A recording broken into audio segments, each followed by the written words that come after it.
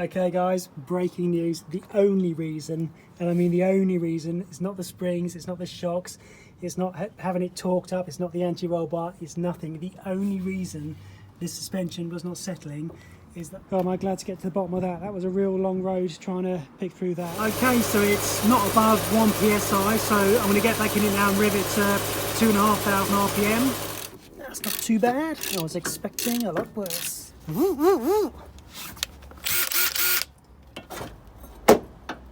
go. Okay, let's take the front wheel arch liner off to expose whatever horrors lay behind here. Gotta do what you gotta do. Alright, let's have a reconnoitre. Ooh, there's one more. Let's hope that's the only surprise. Okay, that's the kind of ride height I'm going for there, nice and low. And this is what I've got on the back, so it's on a level surface now. And that's how it's sitting, so it has to be the springs. All the back is still undone. All of the suspension is still nice and loose. And yeah, I reckon it's the springs. So let's get my old springs on there now and see if this thing levels off. Okay, here's the box of goodies and here's the old springs. So I'm going to get these back on the motor.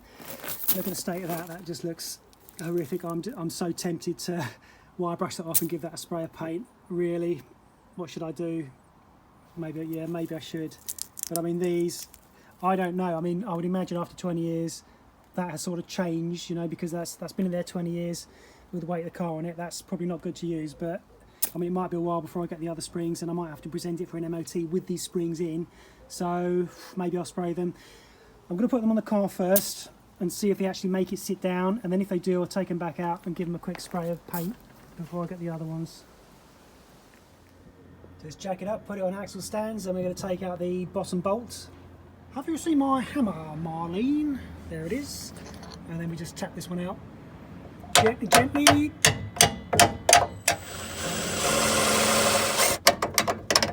There we go. Lower the jack.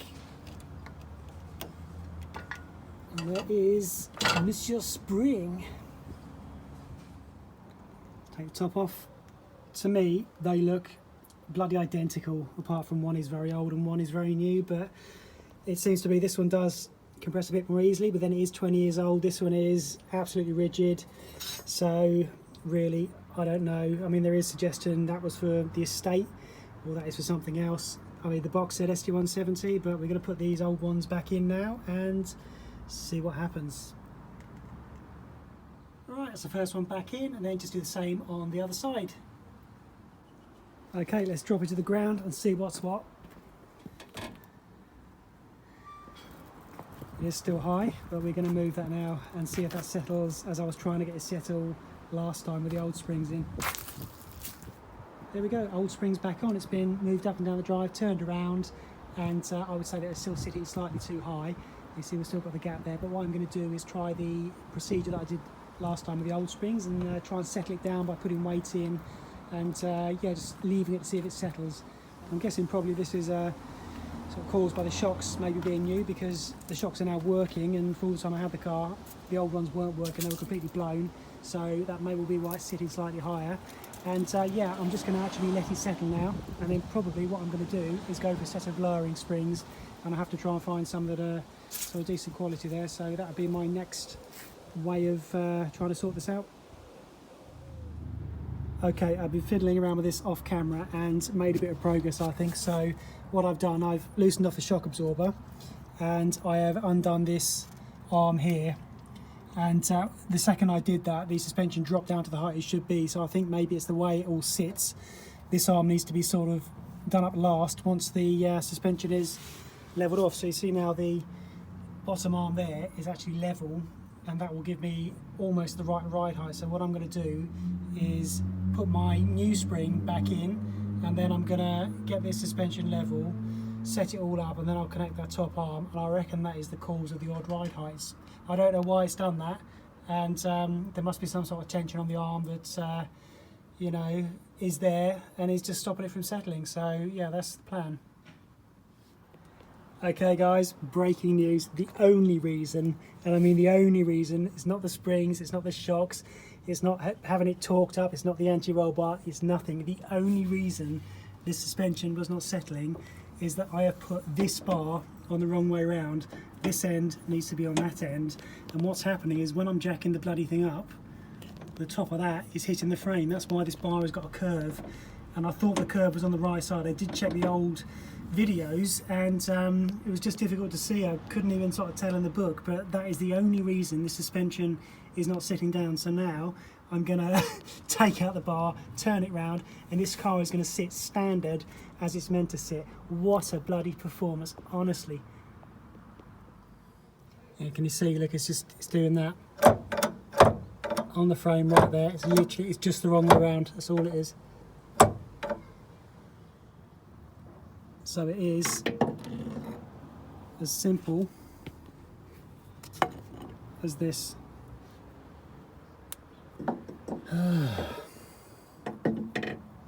Oh my god, I'm so happy to find the root of this problem there. So do you remember last time we were trying to set the design height and the spacer wouldn't go in?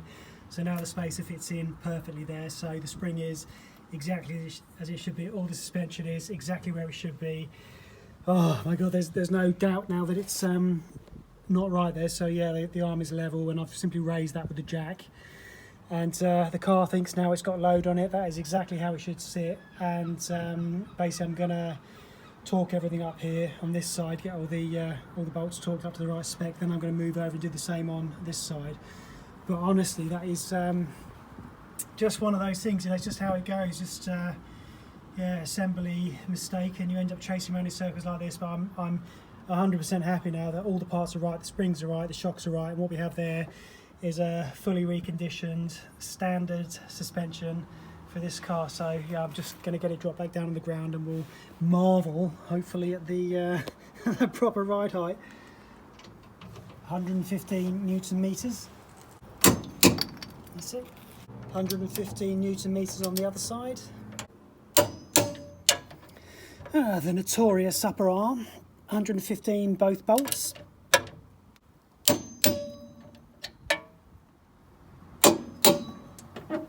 Shock absorber bottom mount, 115. Yeah, one-handed. Shock absorber upper mount, 18, so not very tight at all. Then I'll give it another couple of turns while pinching this with pliers. 115 on both front tie bar bolts. 1 and a 2. And the front lower arm, both bolts, 115.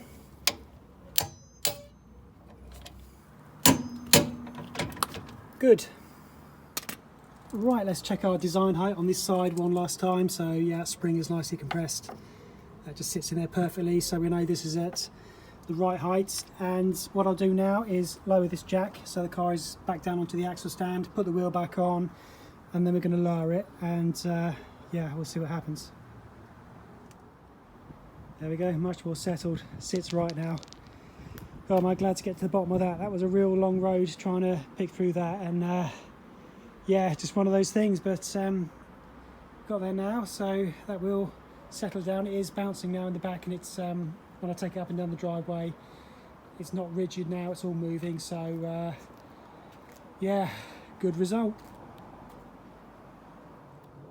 Okay, we're back on the Misfire. So in one of the previous episodes, I did take out the spark plugs, had a look inside the cylinder. When I put the plugs back in, I did use anti-seize grease. That's just a habit for me. I've always done that with them, and I was just reading up on it, and spark plug manufacturers now, they recommend you don't do that because apparently it can sort of alter the torque values of the plugs. You'll either do them up too tight or too loose or whatever. So what I'm going to do is just take them all out, wipe that off, and then do it the way that the manufacturer recommends, and see if that makes any difference. Undo these up to 15 Newton meters.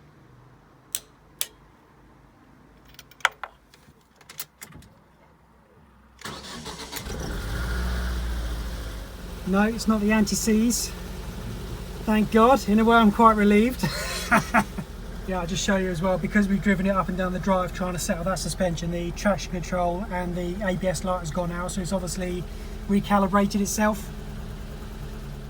Just having a check inside the Focus. It's having a really heavy storm at the moment, and there's some water collecting behind the driver's seat, the car is tilted with its nose facing up and it seems to be splashing on the floor there.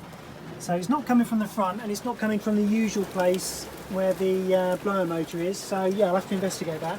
But it looks like it's splashing just there, so it might be around the door seal, but I'm going to sort that out before I put the carpets back in. Well, yeah, it's really coming down. Perfect day to check for leaks. So I think this one here, yeah, you can see it just there. It's the driver's door seal there. So yeah, we'll have to get a new seal on that. And yeah, thank you very much, Rain Clouds, for helping me out there. Yeah, you can see it doing it right there. Okay, new driver's door seal.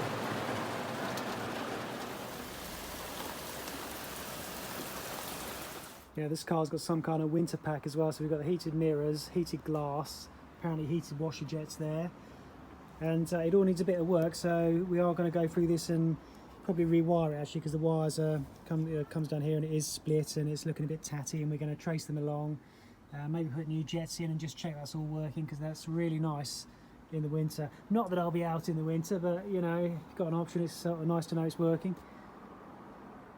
Right, before we take too much of the front apart, I've got the catalytic converter back pressure test kit there. So basically got a little gauge in there and a tube and some adapters that go over the O2 sensors. And what I'm going to do is take out the front O2 sensor there and plug the gauge in, and then it's going to tell me if there's any significant back pressure here or more pressure than there should be, and that will tell me if the actual cat is physically blocked, and might be the reason we've got the misfire, but we're going to put it on and test that now. Okay, what I'm going to do is connect this and start the engine, let it idle. The reading shouldn't be over 1 psi. So if it is over 1 psi, there's a blockage somewhere. If it isn't above 1 psi, I'm going to bring the engine up to 2,500 RPM, and it shouldn't be over 2.5 psi. I'm just connecting this up, got the O2 sensor, and I'm just noticing this interesting piece of radiator dangling off there. So I think that's for the air conditioning. So yeah, we're going to be changing that as well. Okay, so that's the setup. So the adapter and the tube go in where the front O2 sensor is. We'll just leave that dangling there, and we obviously go down to the gauge here. So now I'm going to go and start the car and see what reading we get. Okay, so it's not above 1 psi, so I'm going to get back in it now and rev it to 2,500 RPM and check it doesn't exceed the limits.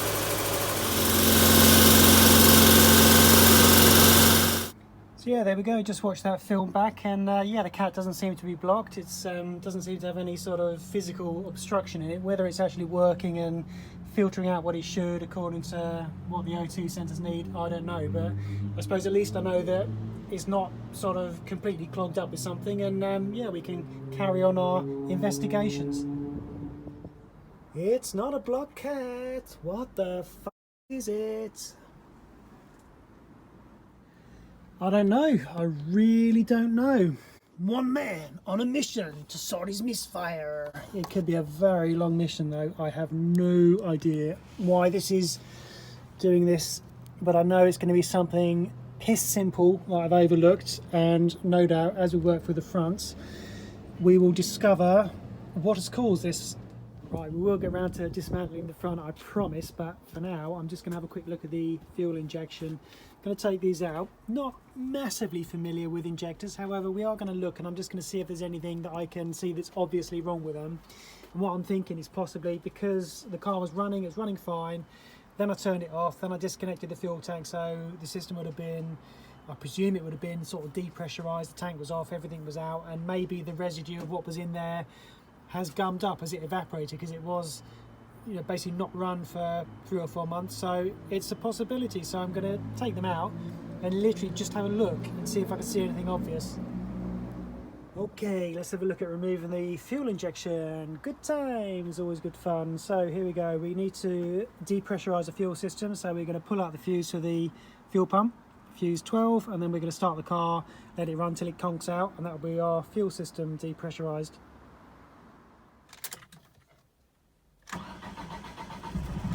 Chugga chugga chug. I think that's focus done. Yeah, he's had enough. So we are now depressurized. Disconnect the battery. Take out the airflow sensor wire. Undo that clip I put on the other day. Take out the airbox. Disconnect the accelerator cable from the throttle body housing. Like so. Let's move it out of the way. Tuck it, I don't know, tuck it wherever you can behind that wire there. Lovely.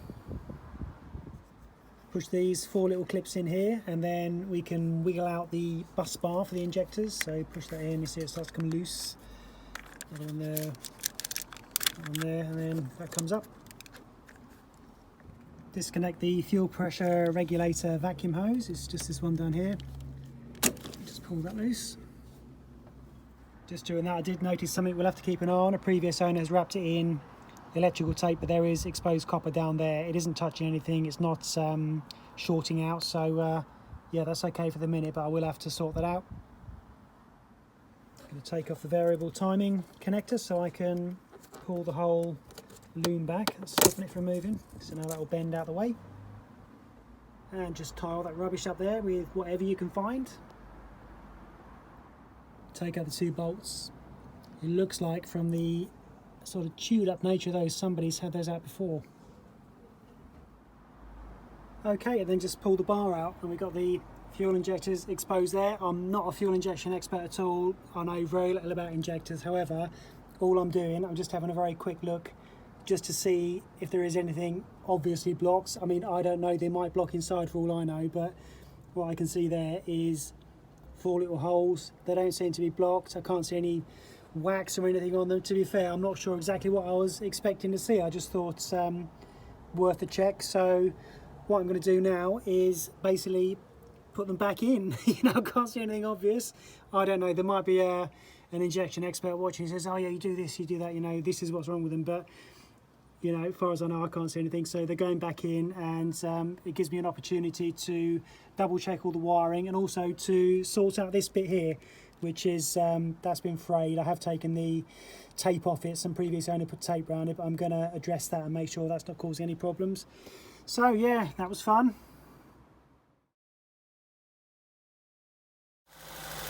There's back up running again, still with its misfire. Okay, so I've taken the Misfire, I think as far as I can take it, just with checking things and working the work backwards. So I've been through it all, I've checked all the new parts that we put on, I've checked all the work I've done, and I've checked some really obvious things, some very cheap sort of changes really. So what I'm going to do now is get hold of a much better scanner. So the one I've been using so far is a sort of OBD checker, just brings up the codes. What I need now is something that can actually look into the car systems and actually diagnose faults and give you live data on how sensors are running and basically what it's doing. So I'm going to take the step and actually pick up one of those. I don't have one at the moment, but I am going to basically invest you one, because the next step, when you can't find the fault, would be to take it down to the garage, have them plug it into their code reader, their scanner, analyse the exhaust and basically work it out from there. But you know, I would obviously prefer to do that myself. This is a channel basically about, you know, fixing cars and getting around your problems. So we are going to be getting a scanner. We're going to plug it into the car. We're going to get some live data and see exactly how it's running, exactly what it's doing, and that should highlight exactly what's wrong with it. Right, it's time to get properly started on the front. So it's up on the axle stands. Next step, I'm going to take the wheels off and put the wheels under the car. And then I'm going to basically take everything off the front. I'm going to take off the brakes, I'm going to change the wheel bearings, change the suspension, I'm going to change the arms under there, take off the subframe, get that blasted or change, whatever I need to do to it. So basically whatever I can get off and recondition or replace, everything's going to come off, and we're going to get this up to spec. Right, let's make a start taking off the brake calipers. Lovely brakes in this car, but as usual, being one of my vehicles, they are shot to shit, so we're going to take those off.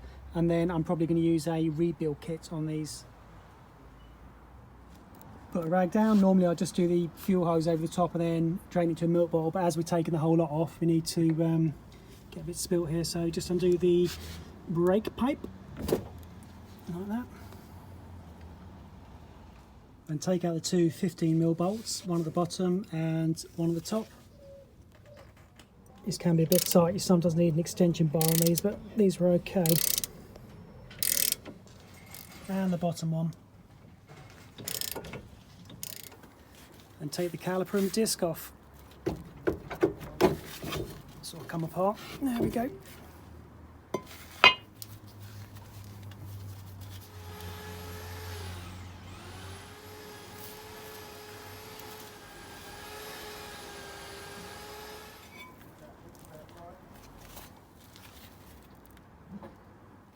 So I'm just leaving the old brake hose on here for as long as possible. I've got the fuel hose connected to it, obviously going into the milk bottle, just so that we don't dismantle loads of brake pieces and get fluid everywhere. We are going to take it off, but I want to get the front suspension dismantled first. Okay, 15mm socket. That's not too bad. I was expecting a lot worse. Undo the anti-roll bar drop link with a 17mm. And then what will happen, the drop link bolt will spin, so you put in a T30 Torx into there just to hold it, and then undo it with your 17mm spanner. Yeah, that's bloody rounded off in there, so what I'm going to do is hold it with another spanner from the back. There we go, we can just get a 16mm behind that and then continue undoing it with the 17mm spanner. It's just a bit more fiddly. Most of the time though, that does actually work fine.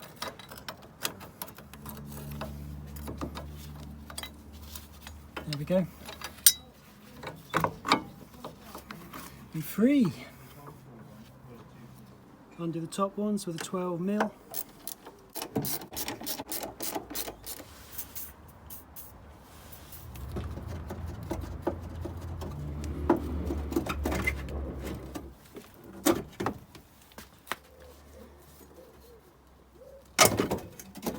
That's it.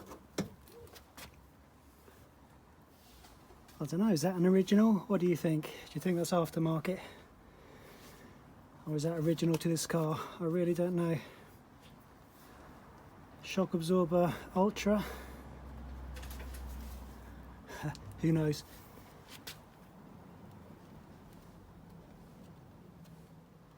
There we go. Yes, we got branded springs there. I don't know whether this car was modified maybe early on in its early life. Someone put different suspension on it. I don't know whether these are standard or not really, but maybe it was lowered, who knows, but I'm pretty sure the backs were original. So I just put the marking on there just so I know where it came from. I like to know where even the old bits come from. Take out the ABS sensor.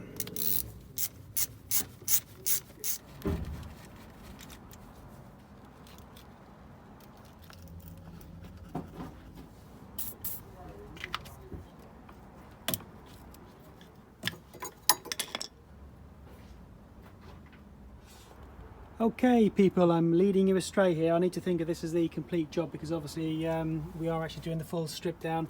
So I need to undo the hub nut so I can get the drive shaft out, but of course I've taken the shock out. So what I'm going to do now is put the shock back in, put the wheels back on, and then lower the car to the ground, and then we can obviously get these nuts loosened off both sides, and then I'll jack it back up again and we'll pick up again as it is now, but with the hub nuts undone.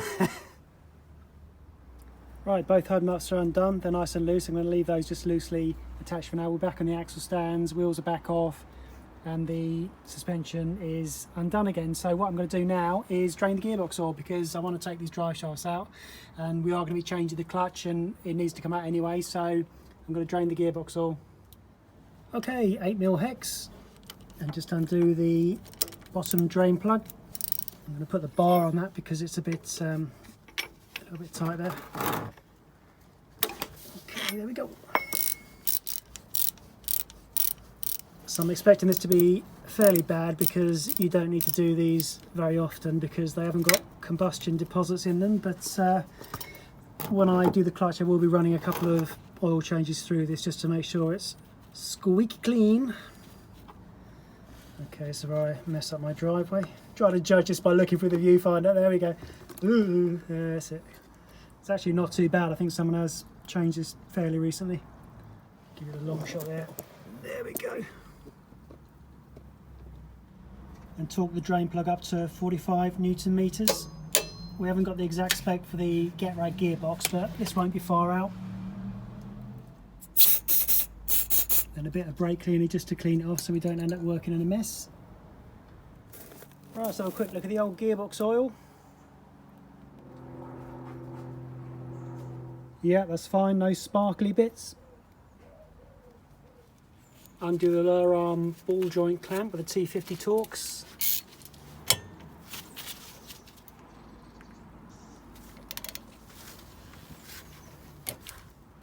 Right, so of course this has been in here for quite a long time and the Torx bolt there has rounded off. So as we're going for the full sort of disassembly of the car, I'm going to undo the lower arm. So undo that bush there, undo the one at the back there, and then I'm going to separate the steering attachment there, and then I'm going to basically pull it out as a whole assembly. Pop off the drive shaft gaiter clips, and the drive shaft is then free and floating around. And then undo the track rod ends ball joint. Get the spanner on that, and then we've got a number 5 hex in there just to hold that. Actually, let's get the gun on that to loosen it off.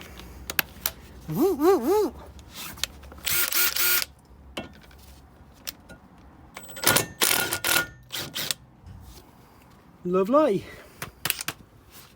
Okay, that's a bit tight. We sometimes need a bearing separator to undo that. I don't have one with me at the moment, so I'm going to use my other bearing separator. There we go. That's that. There we go. If you're going to do this type of job, I would highly recommend getting one of these guns. It doesn't have to be that brand, but I only use this brand because I've got loads of woodwork tools and the batteries are the same, but it's really, really good. A couple of bits I wouldn't have been able to get through if I didn't have it, and you'll have one bolt basically that will be stuck that will stop you on the whole job. Quick blast with that and it will actually come off. So yeah, I would highly recommend them. All I've got to do now is undo these 2 bushes here, and then the whole assembly will come out. Alright, let's get these loose with the impact driver. So these aren't special impact sockets. The ones you want for this are black, so these aren't meant to go on here. If you do this with the regular ones, with the impact gun, wear safety glasses because these could actually shatter, but you are meant to have special sockets. There we go. One is loose. Oh, okay. One's a 15, one's an 18. Why not?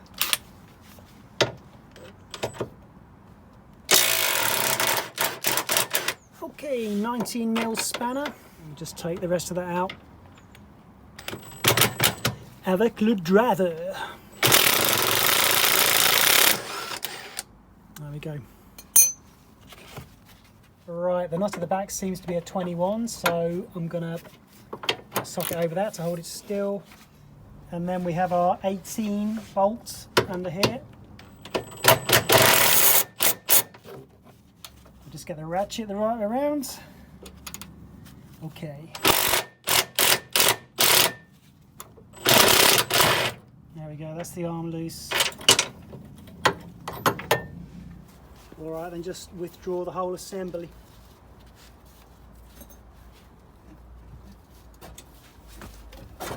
There we go. Okay, there we go. I'm going to change the track rod ends with the steering rack, and we'll leave that one alone because it's a really quick, sharp rack in this car, and I haven't had any problems with it. And I have changed them previously on cars. I've had new ones and reconditioned ones, and they always feel a bit sort of tight. So I'm going to leave that alone unless I can see any obvious problems with it. I'm going to do the drop links, take off the anti-roll bar, take off the subframe. I'm going to have a look behind this liner in a minute, so we're going to see what horrors lurk behind there. Hopefully nothing too major, and then obviously I'm going to move over and do exactly the same again to the other side. So that's it. This is the drive shaft on the lower arm and the hub assembly for the ST170.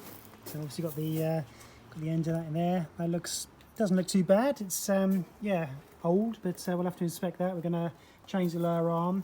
Drive shaft, I'm not sure. We're going to have a good inspection and see what's what with that. We're going to change the ball bearing, maybe we'll change the ABS sensor and just recondition the whole lot. Okay, let's take the front wheel arch liner off to expose whatever horrors lay behind here. It's a nervous moment in any ST170 owner's maintenance career, I suppose. So let's have a look. You gotta do what you gotta do.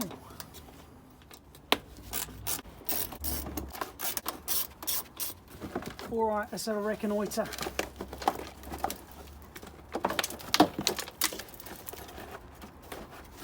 Ooh, there's one more. Let's hope that's the only surprise. Right, okay. What here have we got?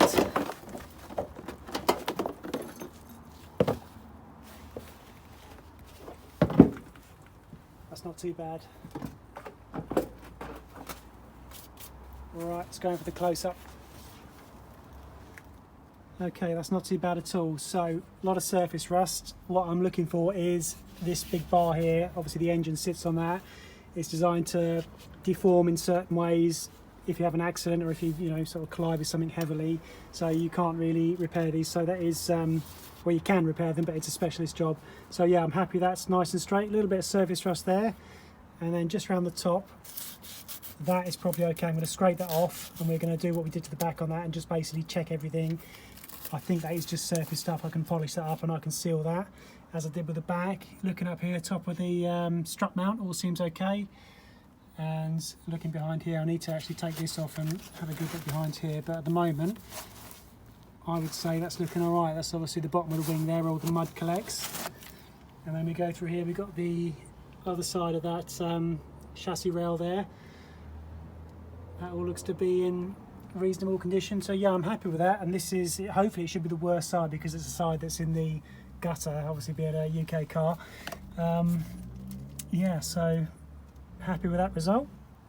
Okay, there we go. We've got the driver's side off now. So we've got the drive shaft, hub assembly, lower arm, pretty much the same as the other one. All looks reasonable, but I'm going to sort of take all the bits and inspect it. This thing here that had all the tape wrapped around it on the lower arm, it looks like it is a proper mount for the xenon levelers. I reckon probably what's happened is maybe the car's had it changed at some point and someone's just taken that leveler off and sort of glued it or stuck it back on, then just wrapped tape around it. I don't know whether I can get hold of an arm with a proper mount on. I'm going to look into that. So I've taken the liner off the other side. I'll just quickly show you down here. So this is the driver's side. I'll just squeeze in between the house here. Bit of a tight fit. It was an absolute sod to get these off with the lack of access, but there we go, we're in here now. So yeah, it's okay. The worst bit is this bit here. So this is mainly good. There is a small hole in there which I'm going to get welded, so I'm going to clean all this up and weld that. And yeah, the rest of it is absolutely fine. So yeah, surface rust. The rail here is fine. The other sort of crash rail at the top is absolutely fine. Nothing wrong with that at all. I did notice on the air conditioning connectors, these are slightly corroded, so I'm going to have to look into that, probably degas it and change these parts while they're easy to access. And then we come along here and we take the pad out the side here. So the wings on these cars, they always go here. This is the worst side for the wing, and the mud just collects in here and rusts the wing. But the actual bit that I'm concerned about, the actual body is fine. This is really solid, just surface rust on that, so I'll clean all that up. And then if we just look through here, I'm going to obviously remove the subframe here, so that will just unbolt and drop down, and then I have to undo the gearbox mount to the back. I'm not going to do that for the minute because I'm just waiting for a scanner to arrive, and then we can address that misfire. And I don't want to be running the car with the subframe missing because the engine will sort of shake around too much, and yeah, I don't want to cause any further problems. So we're going to get that get it scanned and find out what's going on there, and then I'm going to remove that subframe, get it blasted, and have it powder coated. So I've got a nice collection of old bits now. I need to dispose of these now. It's, most of them have been checked and we've got all the new bits on. So yeah, I mean, we don't need them anymore now we know they're working. And you've got the old bits there. Truffles is guarding the old spring, so I'll hang on to these as we're now just starting on the front there. And then if we come through here in the shed, we've got all these bits we just took off the drive shafts and everything. We need to refurbish those, and then we move along here. All the bits and bobs in here. We've got the brake calipers, so they're going to be refurbished. And yeah, I'm going to stock up on a few more bits for the shed as well. So bloody shed's a bit of a mess at the moment, so we get that sorted out. So yeah, there we go. Crack on with that. And yeah, now we're sort of almost dismantled at the front as far as we're going to go, and I can, well, we need to obviously get the subframe off. Waiting for the scanner to turn up, so I've got one coming down. I think it's iCar soft, so we're going to get one of those and have a good look at all the systems of the car, basically sort of play with a new toy basically, and see if we can find out why the car is misfiring. And yeah, so you know, Bank Holiday weekend this weekend. I hope to get this out to you soon before Bank Holiday Monday, and yeah, I'll see you for the next one. Thank you very much for watching, guys. Cheers.